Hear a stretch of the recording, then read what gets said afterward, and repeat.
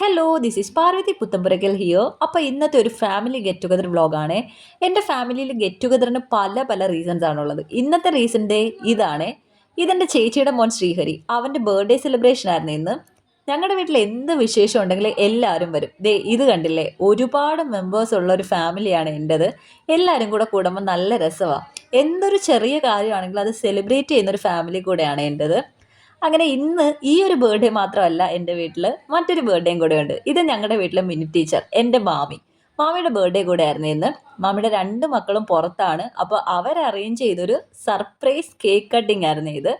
അവരും കോളിലുണ്ടായിരുന്നു. അങ്ങനെ നല്ലൊരു മൊമെൻ്റ് ആയിരുന്നു കേട്ടോ അത്. അങ്ങനെ കേക്ക് കട്ടിംഗ് ഒക്കെ കഴിഞ്ഞ് പിള്ളേർ സെറ്റ് എല്ലാം അവരുടെ പരിപാടിയിലായി. വലിയവരൊക്കെ ഓരോരോ വിശേഷങ്ങളും കഥകളും ഒക്കെ പറച്ചിലുമായിട്ട് ബിസിയാണേ.